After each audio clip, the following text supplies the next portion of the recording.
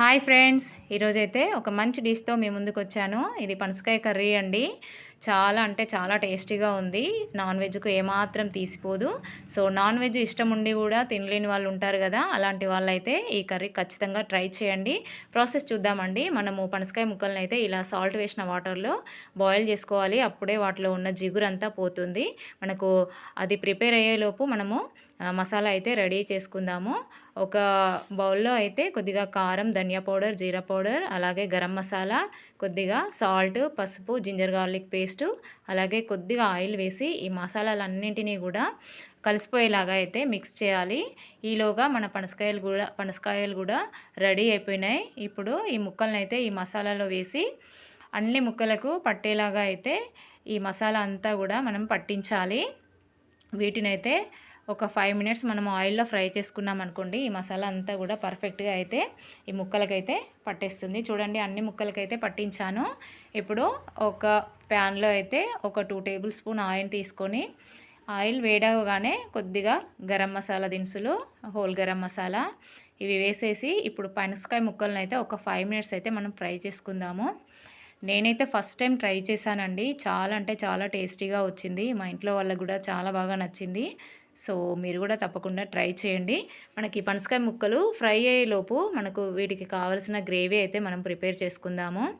దానికోసం ఒక బౌల్‌లో అయితే ఒక బాండీలో ఆయిల్ ఒక 3 టేబుల్ స్పూన్ ఆయిల్ అయితే వేశాను.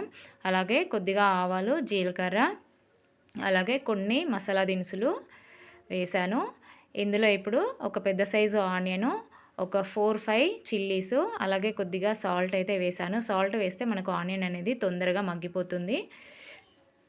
ఇప్పుడు ఇందులో కొద్దిగా జింజర్ గార్లిక్ పేస్టు, అలాగే కొద్దిగా పసుపు ఇవి మగ్గినాయండి. ఇప్పుడు మనం ఇందులో టమాటాస్ వేసి కొద్దిగా సాల్ట్ ఏసి ఒక 2 మినిట్స్ మూత పెట్టామనుకోండి, మనకు టమాటాలైతే ఈజీగా మగ్గిపోతాయి.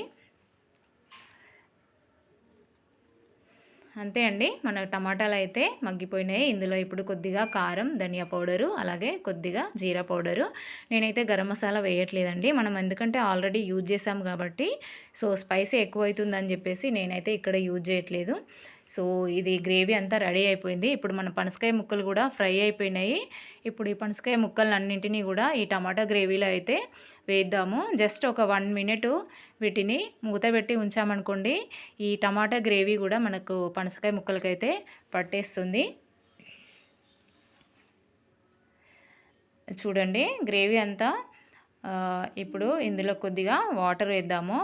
మనకు ఎంత కన్సిస్టెన్సీ కావాలో దానికి సరిపడా వాటర్ వేసి ఒక 5 మినిట్స్ అలా మనం మూత పెట్టామనుకోండి, మనకు కర్రీ రెడీ అయిపోయిందండి. ఇప్పుడు ఇందులోకి కొద్దిగా కొత్తిమీర వేశాక జస్ట్ ఒక 1 మినిట్ అలా మూత పెట్టామనుకోండి, ఈ ఫ్లేవర్ కూడా ఈ ముక్కలకంతా పట్టేస్తుందనమాట.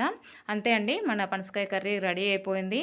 సో, చాలా అంటే చాలా టేస్టీగా ఉంది. సో, నాన్ వెజ్ తినని వాళ్ళైతే ఈ పనసకాయ కర్రీ తప్పకుండా ట్రై చేయండి. అంటే నాన్ వెజ్ ఇష్టం ఉండి కూడా తినకుండా ఉంటారు కదా! అలాంటి వాళ్ళైతే ఖచ్చితంగా ట్రై చేయండి. మీరు మటన్ వేలో వండితే మటన్ టేస్టు, చికెన్ వేలో వండితే చికెన్ టేస్టు ఖచ్చితంగా ఉంటుంది. ఒకసారి తిన్నారంటే మళ్ళీ మళ్ళీ తెచ్చుకొని మళ్ళీ వండుకుంటారు. Thank you. వీడియో నచ్చితే లైక్ చేయండి. Thank you.